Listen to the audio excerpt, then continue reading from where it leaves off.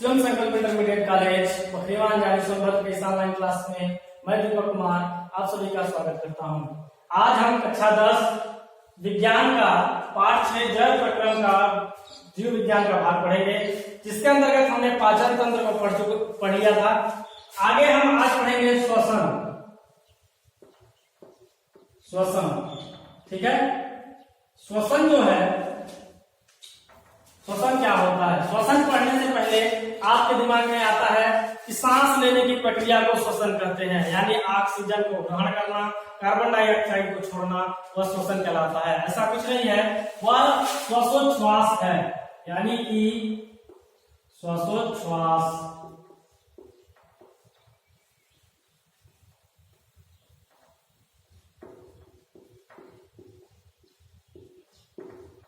Breathing, श्वासोच्छ्वास यानी कि breathing. और श्वसन का मतलब होता है रिस्पिरेशन। रिस्पिरेशन और ब्रीथिंग में बहुत ही अंतर होता है। अब देखिए, श्वासोच्छ्वास क्या होता है?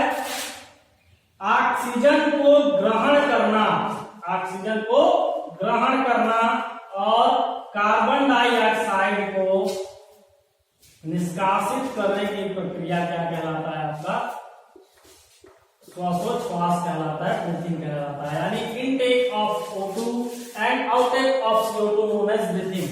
ये प्रोसेस जो है वो श्वासोच्छ्वास कहलाता है, ना कि श्वसन। श्वसन के अंतर्गत क्या होता है? हम ये जानते हैं कि मानव जब सांस लेता है तो सांस लेने के प्रक्रिया के अंतर्गत वह ऑक्सीजन गैस को ग्रहण करता है और कार्बन डाइऑक्साइड गैस को निष्कासित करता है। जस्ट इसका विपरीत प्रक्रिया जो होती है वो पौधों में होती है। पौधे जो है कार्बन डाइऑक्साइड ग्रहण करते हैं और ऑक्सीजन को वो निष्कासित करते हैं, छोड़ते हैं। ठीक है, कभी कभार आप सुने होंगे कि पौधे भी ऑक्सीजन ग्रहण करते हैं, ऐसा है क्या? या कभी कभी क्वेश्चन में लिखता है क्या पौधे भी ऑक्सीजन ग्रहण करते हैं, तो क्यों, और नहीं तो क्यों? तो पौधे भी ऑक्सीजन ग्रहण करते हैं। कब? रात के समय जब वह प्रकाश विहीन क्षेत्र में होते हैं, तब आप देखेंगे रात में जब उन्हें प्रकाश नहीं मिलता है तब ऑक्सीजन को ग्रहण करते हैं। ठीक है, इसीलिए कहा जाता है कि रात के समय पौधों के नीचे या पेड़ के नीचे नहीं सोना चाहिए। कारण यही है, जो ये भूतों वाली अफवाह फैली रहती है कि नहीं पेड़ पौधों पर भूत रहते हैं, ऐसा कुछ नहीं है। कारण यह है कि रात के समय पौधे जो है वो ऑक्सीजन ग्रहण करने लगते हैं, जिससे क्या होगा? हम भी ऑक्सीजन ग्रहण करते हैं, वो भी ऑक्सीजन ग्रहण करेंगे, तो कार्बन डाइऑक्साइड की जो मात्रा होगी वो संतुलित हो नहीं पाएगी। हम भी कार्बन डाइऑक्साइड छोड़ रहे हैं, पौधे भी कार्बन डाइऑक्साइड छोड़ रहे हैं, तो ऑक्सीजन की कमी होगी। हो सकता है कि इतनी, अगर हम जैसे बरगद, पीपल, नीम, इन सब पौधों के नीचे अगर सोए हुए हैं, बांस, इन सब पौधों के नीचे अगर सोए हैं, हो सकता है हमारी मृत्यु भी हो सकती है। कारण क्या है कि पीपल जितना ही ज्यादा ऑक्सीजन उत्पादन करता है, रात के समय उतना ही ज्यादा वो ऑक्सीजन क्या करता है? लेता है, यानी उतना ही ज्यादा ऑक्सीजन ग्रहण करता है। ये ध्यान दीजिएगा। तो ध्यान भूल करके भी पीपल, बरगद जैसे पौधों के नीचे, पेड़ के नीचे कभी नहीं रात में सोना चाहिए।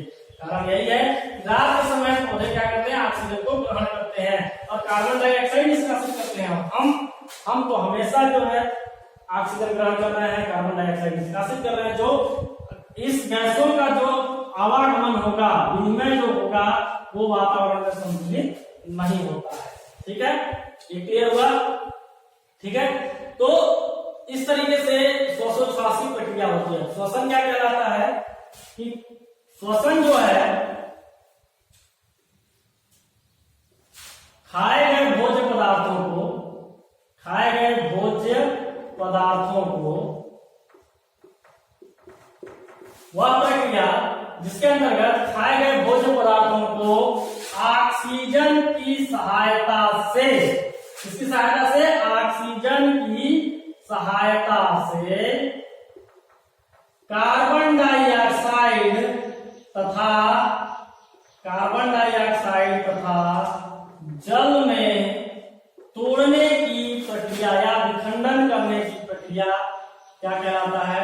श्वसन कहलाता है। यानी वह प्रक्रिया जिसमें भोज्य पदार्थों को ऑक्सीजन की सहायता से कार्बन डाइऑक्साइड तथा जल में तोड़ा जाता है, उसे हम श्वसन कहते हैं। जैसे हम जो भोज्य पदार्थ खाते हैं वो ग्लूकोज है, कार्बोहाइड्रेट का एक मात्रक है। तो C6H12O6 यह हो गया आपका ग्लूकोज या कार्बोहाइड्रेट। किसकी सहायता से? ऑक्सीजन की सहायता से, O2। ठीक है, इसकी सहायता से, ऑक्सीजन की सहायता से, या हम यहाँ इस तरीके से लिख सकते हैं +O2 इसकी सहायता से। ठीक है, ऑक्सीजन की सहायता से किसमें तोड़ा जाता है?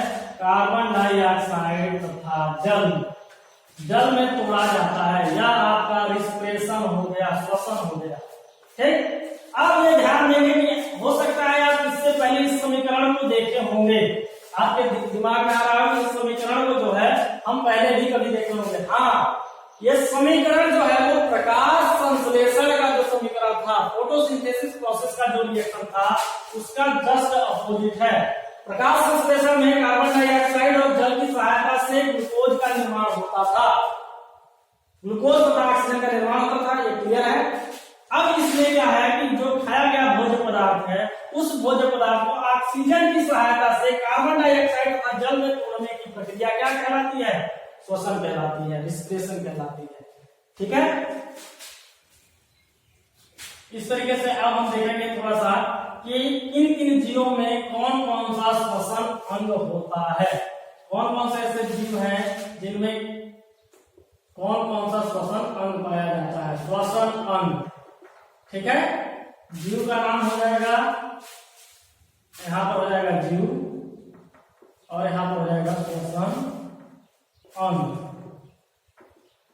यानी कौन से ऐसे जीव हैं जो किस अंग से श्वसन की प्रक्रिया को संचालित करते हैं। सबसे पहला है मानव, ही हम देखते हैं मानव का श्वसन अंग क्या है? मानव का श्वसन अंग है फेफड़ा, लंग्स। ठीक है, यह मानव का श्वसन अंग है।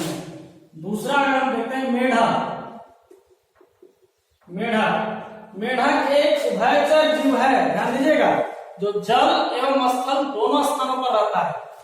ठीक है, तो मेढक में जो है जब यह जल में रहता है मेढक, तब वह क्या किससे करता है? अपने त्वचा से, स्किन से। यानी जब ये जल में रहेगा तो श्वसन अंग से करता है, त्वचा से करता है, स्किन से करता है। लेकिन जैसे एकल रहेगा, कहां रहेगा? तब जल में जब रहता है तब। अब जब स्थल में रहता है, ठीक है, जब स्थल में रहता है तब यह अपने फेफड़े का प्रयोग करता है। यानी इसमें भी श्वसन क्या हो जाएगा? स्थल में जब रहेगा तब फेफड़ा।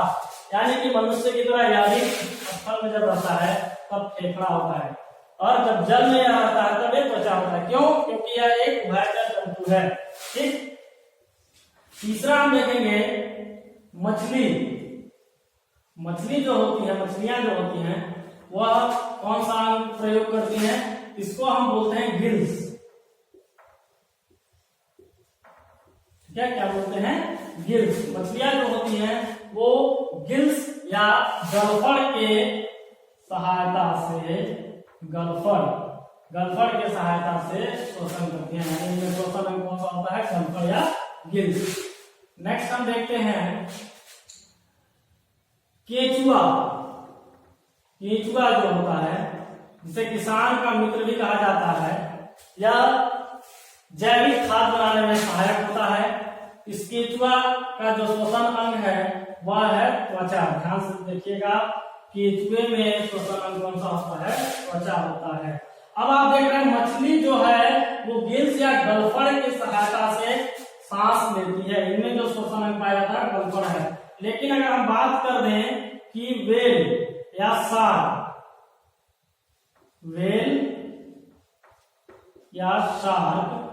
यह भी एक प्रकार की मछली की प्रजाति ही है। ठीक है, तो इनमें जो श्वसन अंग पाया जाता है वो क्या होता है? आपके दिमाग में आएगा कि जब मछली में गिल्स होता है, यह भी एक समुद्री जीव है, मछली की प्रजाति का है, तो इसमें भी गलफड़ या ये होगा। लेकिन इनमें गिल्स और गलफड़ नहीं पाया जाता है। इसमें मनुष्य की तरफ फेफड़ा पाया जाता है, यानी लंग्स के द्वारा ही सांस लेती हैं। ठीक है, जैसे हमारा जो नाक होता है, हम नाक की सहायता से वायु को लेते हैं, वेल जो होता है इसमें ब्लो होल्स पाया जाता है, ब्लो होल्स। इस ब्लो होल्स की सहायता से वह वायु को अंदर रखती है, अंदर खींचती है। ठीक है। फेफड़ा, एक कारण यह है कि इसमें फेफड़ा क्यों पाया जाता है, क्योंकि ये स्तनधारी वर्ग के जंतु हैं। जैसे मानव स्तनधारी वर्ग का जंतु है, या अपने संतान को स्तनपान कराता है, जैसे मानव अपने संतान को स्तनपान कराता है, उस तरीके से वेल और साग भी अपने संतान को क्या करते हैं, स्तनपान कराते हैं। स्तनधारी वर्ग के जीव हैं, इसलिए इनमें क्या होता है, श्वसन अंग फेफड़ा होता है। आप कॉमन ध्यान रख लीजिए कि जो स्तनधारी वर्ग के जीव होंगे उनमें फेफड़ा श्वसन अंग पाया जाएगा। ठीक है। जो मुख्यतः कीट होते हैं उनमें क्या होता है, त्वचा पाया जाता है। ठीक। आगे हम पढ़ेंगे श्वसन तंत्र के बारे में नेक्स्ट वीडियो में। तब तक के लिए मैं आपको धन्यवाद देता हूं। धन्यवाद।